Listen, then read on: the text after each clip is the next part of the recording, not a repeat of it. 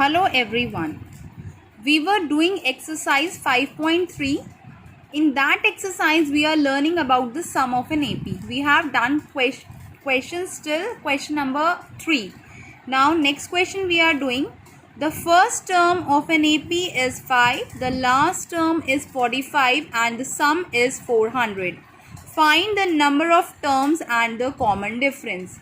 Here first term is 5, last term L which is 45 and sum is 400. You have to find N and D. So you will apply the formula of sum which is N upon 2A plus L. अब आप यहाँ पर ये वाला formula लगा रहे हैं.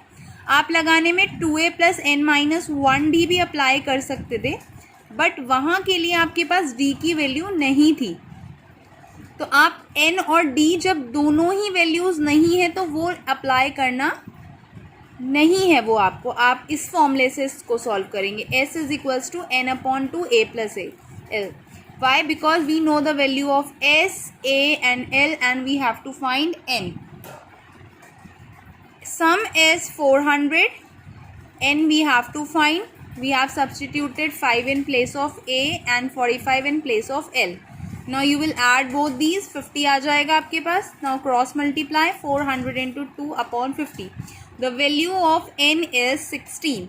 Now number of term is 16. Now you have to find the common difference. Now how will you find the common difference? L is AN. We know L का मतलब होता है last term. AN हो गया आपके पास 45. Formula of AN is equals to A plus N minus 1D. आप AN की place पर 45, A की प्लेस पर 5, N आपने अभी फाइंड आउट करा है. You will apply it at 16 and D you will find. D की वैल्यू आपके पास सॉल्व कर आएगी 8/3. Now come to 7th question. Find the sum of first 22 terms. You have to find the sum of first 22 terms in which value of D is 7 and 22nd term which means A22 is 149. अब आप देखिए S22 और A22 का मतलब आपके पास यहाँ पर L ही हो जाएगा. आपको सम निकालना है. सम के लिए आपके पास N हमारे पास है, L हमारे पास है, बट हमें A की वैल्यू नहीं पता है. तो आप A की वैल्यू A22 से फाइंड आउट करेंगे. A22 क्या हो जाएगा? A plus 21D. A22 की प्लेस पर आप 149. A एज इट इज़ रहेगा 21 into 7. Value of A will be 2. Now you have to find S22. Formula for S22 is N by 2A plus L. Substitute 22 in place of N, 2 in place of A and 149 in place of L. Last term आपके पास अभी बताया ना, last term इसी को ले लेंगे क्योंकि S22 में लास्ट टर्म A22 ही होगी. सॉल्व करेंगे. S22 will be 1661. Now question number 9.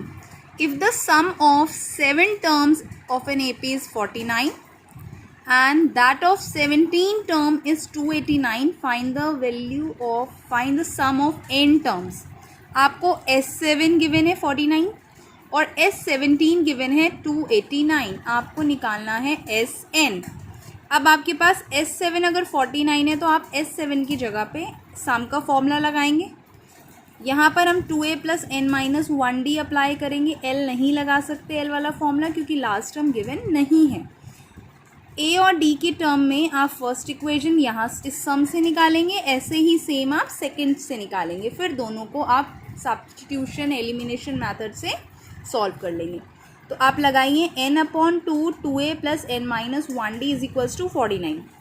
N की प्लेस पर 7 है तो 7 रख दिया. 2A plus N minus 1D, 7 minus 1D. 2A plus 6D, 2 आप यहाँ से लेंगे कॉमन और वो इस 2 से कैंसिल आउट हो जाएगा. तो आपके पास इक्वेशन बनेगी 7A plus 3D is equals to 49. अब ये 7 आप इसके नीचे करके डिवाइड कर देंगे तो A प्लस 3D की वैल्यू क्या आ जाएगी? 7. This is first equation. ऐसे ही सेम आप S17 से भी सेकेंड इक्वेशन सॉल्व कर लेंगे. यहाँ भी 2 कॉमन लिए, इस 2 से इस 2 को कैंसिल कर देंगे, इस 17 को इधर ले जाएंगे, डिवाइड हो जाएगा तो A plus 8D is equals to 17. अब now we have these two equations and we will solve it simultaneously. Now we will solve it simultaneously. How? अब आप देखेंगे a से कैंसिल आउट हो सकता है, तो हम इसे सब्ट्रैक्ट कर देते हैं सिंपली. तो अगर सब्ट्रैक्ट करेंगे तो ये कैंसिल आउट हो गया. ठीक है, 8 में से 3 गया -5, 17 में से 7 गया -10. Minus sign why we are taking because 8 is greater than 3 and 17 is greater than 7. So we have to keep this mind that sign is very important. Now value of d is 2. Now after substituting value of d as 2 in any of these two equation, let me substitute d as 2 in first equation में substitute कर रही हूँ मैं. a plus 3 into 2 is equals to 7. So value of a is 1. But here we have to find the value of Sn. Sn का formula लगाएंगे n upon 2 2a plus n minus 1d. n upon 2, n को जब n ही लिखेंगे, a की जगह पर 1 और d की जगह पर 2. अब आप रखेंगे 2 इंटू 1 2, इस 2 को इससे मल्टीप्लाई 2n, इस 2 को इससे मल्टीप्लाई -2. माइनस और प्लस कैंसिल हो जाएगा. n अपॉन 2 इंटू 2n, 2 से 2 cancel. So sum of n term is n square. Now next question. Show that a1 a2 up to an form an AP where an is defined as 9 minus 5n. Find the sum of 15 terms. You have to find the sum of 15 terms also. अब आपको an आपको एक formula n की terms में दिया हुआ, आपको उससे क्या करना है, एक AP बनानी है. अब आपके पास an जब 9 माइनस 5n दिया है, तो आप n की जगह पे 1 2 3 सो ऑन करके n तक वैल्यू सब्सटीट्यूट करके एक AP को फॉर्म करेंगे. आपने क्या करा, 9 माइनस 5 इंटू 1 4 आया पहला टर्म, दूसरा -1, फिर -6, ऐसी. तो इससे एक AP फॉर्म हो गई. जब AP फॉर्म हो जाती है हमारे पास, तो हमें पहला टर्म पता चल जाता है और D पता चल जाता है. D आपको मैंने कैसे बताया, -1 में से -4 करेंगे तो -5. अब आपके पास जब AP फॉर्म हो जाएगी तो आप 15 टर्म्स का सम निकालेंगे. S15 का फॉर्मूला लगाएंगे n upon 2 2a plus n minus 1d. n की प्लेस पर हम 15 रखेंगे, 15 अपॉन 2 2 इंटू a की प्लेस पर 4 रखेंगे. n टर्म्स मतलब कितने टर्म्स, 15 टर्म्स. n की जगह पर 15 -1 और d की जगह पर -5. 2 इंटू 4 8, 14 इंटू -5 -17, 8 माइनस 70 -62. आप इसे सॉल्व करेंगे तो सम आ जाएगा -465. Now last question is question number 11, which is very important. If sum of first n terms of an AP is 4n minus n square, अगर आपको AP का n टर्म्स का formula दे रखा है सम का, सपोज आपको Sn क्या दिया है, 4n माइनस n स्क्वायर आपको गिवन है.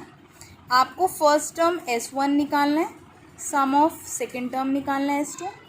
आपको सेकेंड टर्म निकालना है. सेकेंड टर्म का मतलब होता है यहाँ पर आपको A2 निकालना है. ऐसे ही आपको A3 निकालना है, ऐसे ही आपको A10 फाइंड आउट करना है और ऐसे ही आपको AN फाइंड आउट करना है. तो आप इसको कैसे करेंगे? इसको करने के लिए सबसे पहला, अगर आपको SN फॉर्मूला दिए, S1 निकालना है, तो सिंपली आप n की जगह पर 1 प्लेस करके S1 निकालेंगे. S2 के लिए आप सिंपली n की प्लेस पर 2 रख करके S2 निकालेंगे. बट A2 कैसे फाइंड करेंगे? दिस इज़ वेरी इंपॉर्टेंट, आप इसको ध्यान से देखिए. अगर आपको कोई पर्टिकुलर टर्म निकालनी है और सम गिवन है, तो उसका फॉर्मूला होता है AN is equals to SN minus SN minus 1. Suppose आपको अगर AN की जगह A3 निकालना है, तो आप S3 में से उससे एक पहला वाला सम माइनस कर देते हैं, S2. सपोज A50 निकालना है, 58 टर्म निकालना है, सम दिया तो आप S50 में से S49 माइनस कर देंगे. ऐसे ही आपको AN फाइंड आउट करना है, तो आप SN में से SN माइनस 1 सब्ट्रैक्ट कर देंगे.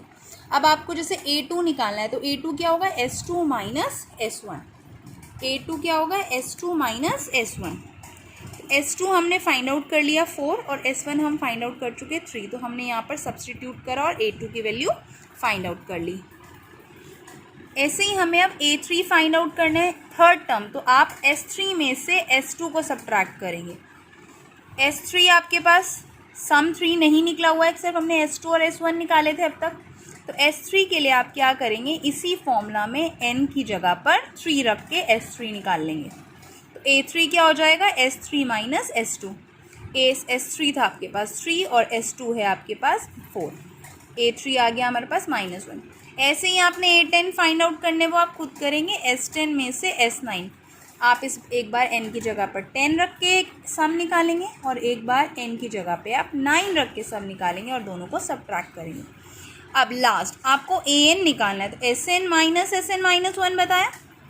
Sn तो हमें पता है, Sn माइनस 1 के लिए हम क्या करेंगे, n की प्लेस पर हम n माइनस 1 रख लेंगे। तो उससे सॉल्व करेंगे, मल्टीप्लाई हमने यहाँ पर इससे मल्टीप्लाई करा, यहाँ पर हमने आइडेंटिटी लगाई, ओपन करा तो हमारे पास आ गया ये। तो an का फॉर्मूला क्या होगा, Sn माइनस 1। तो Sn की जगह पर ये था, उसमें से आपने इसको सबट्रैक्ट करा, n स्क्वायर से n स्क्वायर कैंसिल हो गया। तो अब 6n में से जब 6n में से 4n को सबट्रैक्ट करेंगे तो -2n प्लस 5 आ जाएगा। तो इस तरीके से आपने सम दिया रहेगा तो आप किसी टर्म को निकाल सकते हैं। सपोज आपसे वो किसी भी टर्म को निकालने के लिए पूछ सकते हैं, आपसे वो पूछ सकते हैं आप A25 निकालिए, तो आप क्या करेंगे, S25 में से S24 माइनस कर देंगे, तो इस तरीके से निकल जाएगा वहाँ पर। लेकिन आपको Sn किसी n टर्म्स में दिया रहेगा।